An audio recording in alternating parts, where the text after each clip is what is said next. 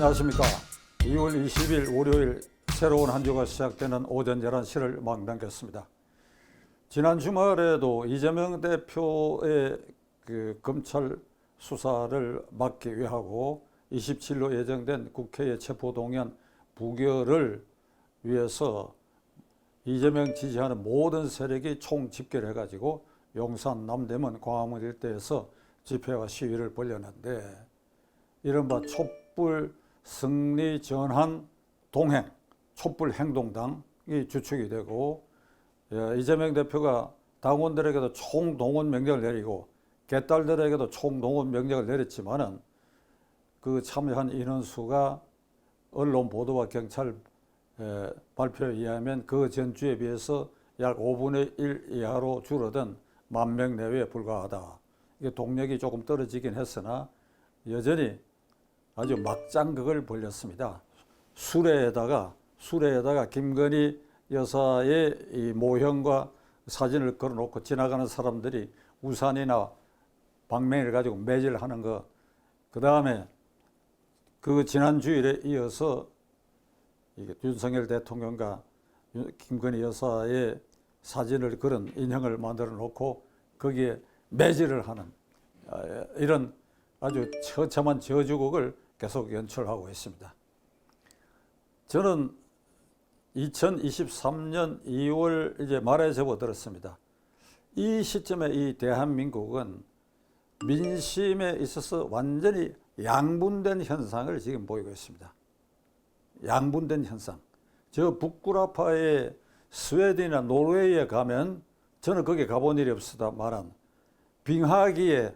빙하가 흘러내리면서 아주 깊이 지층을 이렇게 갈라치게 해가지고 완전히 칼로 무 자르듯이 가파른 절벽을 양쪽에 이렇게 홈을 파서 빙하가 지나가는 바람에 현재 그 지형상으로 봐서는 칼로 자른 이 단해층이 형성돼 가지고 이쪽과 저쪽을 도저히 건너뛸 수 없다. 그러니까 이 단해층의 현상이 지금 대한민국에 이게 재현되고 있다. 민심이 양분되고 있다. 그냥 양분되는 게 아니라 앞으로도 이게 동화되거나 통합될 가능성이 언제일지 전혀 가늠할 수 없을 만큼 심각한 단해층을 형성하고 있다. 물론 여기에는 이재명 지지층보다는 그걸 반대하는 층이 제 감각으로는 많으리라고 생각합니다만 하여간 어느 쪽이 많건 적건 간에 같은 나라에 살면서 불구대천지 원수로 만들어가고 있다. 김의겸 대변인은 토요일날 이런 논평을 했는데 검찰을 비난하면서 극악무도한 검찰, 윤석열 검사 독재 정권 이런 성명을 발표했습니다. 김의겸이 어떤 사람인지 시청자 여러분 아시지요? 그 가짜뉴스 이른바 청담동 술집 윤 대통령 한동훈 법무장관이 참석해가지고 무슨 노래를 불렀다는 허무맹랑한 걸 이게 다 허위로 판명된데도 그걸로 인해서 개딸들과 열렬 지지자들이 김의겸에게 정치 자금을 모아줘가지고 그 목표 달성을 초과했다는 거 아닙니까? 이게 돈벌이의 맛을 들여가지고 자간강경하게 나오고 있어요.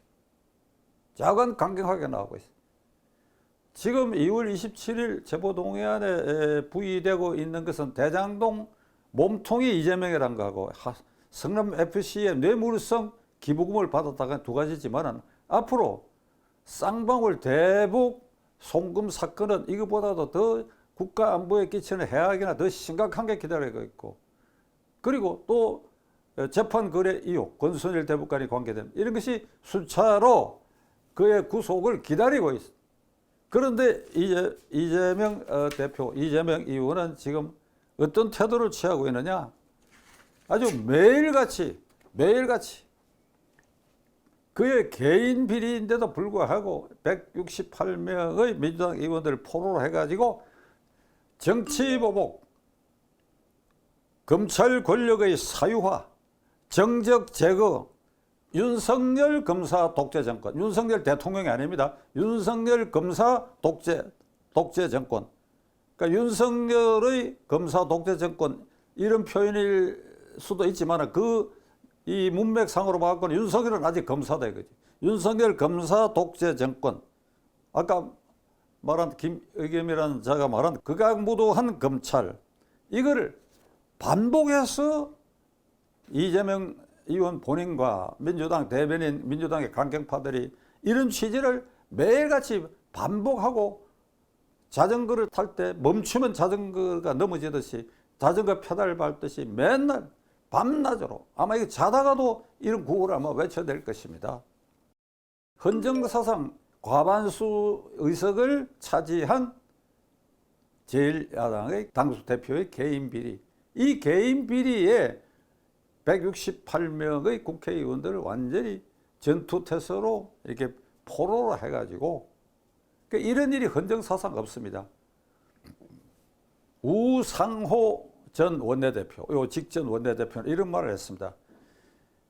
우리가 일사불란하게 169명, 이재명을 포함한 169명이 한 묶음으로 일사불란하게 대응해야 하는 것은 79년 10월 초에 당시 제1야당 신민당 총재 김영삼 총재를 국회의원 신분을 빼앗고 그리고 그를 형법상의 국가모독죄는 그 뒤에 폐지됐습니다만 모독죄로 처벌하려고 하는 데 대해서 신민당 의원 전원이 일치 단결해서 공동 대응을 했다.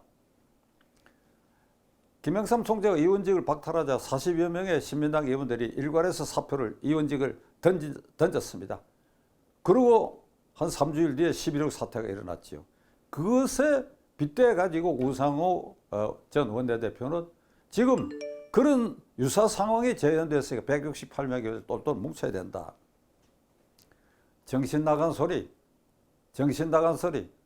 역사적 사실을 왜곡하고 있어요. 그것은 김영삼 총재가 총재로서 외신과 기자회견을 했고 그래서 그 당의 이사로 발표한 것이 문제가 돼가 그래 본인이 제명당하고 의원직 박탈당한 이런 상황을 했어. 근데 신민당 의원들이 당연히 그런 국회를 포기하고 우리도 행동 같이 해야 돼. 그건 당연한 일이죠. 개인 비리가 아니죠. 이건 철저하게 개인 비리. 국회의원도 되기 전에 당대표도 되기 전에 있었던 비리.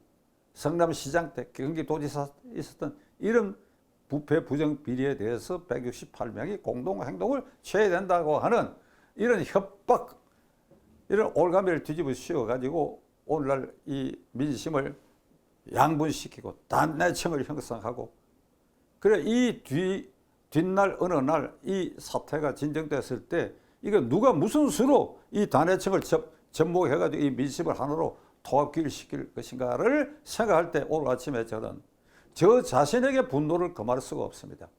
어찌하여 이 나라의 정치가 갈수록 퇴보하고 극단적으로 이런 지경에까지 이르렀는가. 저도 국회의원 여러 번 한 사람으로서 뭐 큰 소리 치고 하고 때가 있었습니다만 그때보다도 훨씬 후퇴한 데는 저 같은 사람이 씨를 잘못 뿌리지 않았나 하는 그런 절망적 후회를 하지 않을 수가 없습니다. 이재명 의원, 이재명 대표의 방탄 논리의 위험성은 아까 말씀드린 아주 극단적인 저주의 말을 쏟아붓는 것이 계속해서 반복되면 결국 어떻게 되느냐. 이게 국민들이 현혹되고 거기에 당황하고 거기에 휩쓸려 들어갈 위험이 굉장히 많고 그래야 이 단해층은 더 깊어질 것이다. 이게 히틀러 치하에 선전상을 했던 홍보의 귀재라고 일컬어지는 게펠스가 한 그 선전 논리 그걸 그대로 지금 이재명 의원은 답습하고 있습니다. 180도 어긋나는 얘기, 거짓말도 반복해라. 한 번 하고 10번 하고 20번 하고 그래도 고치 듣지 않으면 90번을 하고 그래도 고치 듣지 않으면 99번을 하고 그래도 고치 듣지 않으면 100번을 하라. 이러면 100번째는 성공할 수 있다. 요걸 답습하고 있는 겁니다. 여러분 기억하시죠? 3월 대통령 선거 직전의 마지막 윤석열 후보와 이재명 후보와의 토론회에서 이재명 후보에 대해서 윤석열 후보가 대장동 사건에 대한 이 일련의 증거물이 저기 경부선 톨게이트 부근에서 발견이 돼가 이걸 조사를 했더니 당신이 관련이 있다라고 하는 게 나왔다. 어떻게 생각하느냐 하는 질문에 대해서 그 장면을 저는 똑똑히 기억합니다. 아마 여러분들께서도 기억하시는 분이 많을 것입니다. 그에 대한 대답, 그 사실에 대한 대답, 모르겠다라든지 그런 사실이 없다든지 이런 게 아니고 특검합시다. 대장동 게이트 특검합시다. 대장동 특검합시다. 아니 검찰이 수사하지 않지 않느냐. 윤 대통령이 그렇게 얘기를 하니까 특검합시다. 아니 검찰이 수사하지 않지 않느냐. 특검합시다. 세 번을 반복하고 나서 자 시청자 여러분 보셨지요? 특검을 안 하려고 하지 않습니까? 그러니 이 대장동 몸통은 국민의힘당이다. 이게 국민의힘당. 그게 현혹될 수가 있어요. 계속해서 그 뒤에도 이 대장동의 몸통은 국민의힘당이다. 곽상도 사건이 불거졌을 때 그 대장동 일당들이 갈라먹는 과정에서 불거진 지엽적인 일인데 자 봐라 이 국민의힘당이 배우다. 2021년 9월에 대장동 게이트가 그 당내 대통령 후보 경선 과정에서 불거졌습니다. 그래서 검찰이 이 어마어마한 사건을 어쩔 수 없이 수사에 착수했어요. 그게 문재인 검찰이 수사에 착수했어요. 3월 9일 대통령 선거 전까지 이 사건을 어떻게 했느냐. 완전히 꼬리 자르기를 하고 대장동의 일체 불법 행위는 유동규의 주도 아래 김만배 등 민간업자들이 관여한 사건으로 이렇게 유동규가 최고 주범으로 그리고 거기까지 구속을 했지요. 거기까지 구속했지 않습니까? 이게 3월 9일 대통령 선거 이전에 문재인 검찰이 한 짓입니다. 3월 9일 이재명 당선됐으면 요걸로 끝났지요. 요걸로 그냥 딱 눌러가지고 무슨 일체 나머지 일들 무슨 쌍방울의 대북 송금 사건 재판 거래 사건 뭐 이런 모든 것은 그대로 이제 파묻히. 그러니까 문재인 검찰은 당시에 김오수 검찰총장하고 이정순과는 중앙지검장이 딱 앉아가지고 3월 9일 대통령의 이재명 후보가 당선되면 그걸 아주 완전히 끝날 딱 채비를 하고 있었어요. 이게 뚜껑이 열려갖고 지금 수사가 진행됐는데 극악무도한 검찰인이 정적 제거를 위한 것이니 이런 걸 항의하려고 한다면 일단 양산 문재인 전 대통령 사저 앞에 가서 데모를 해야 돼요.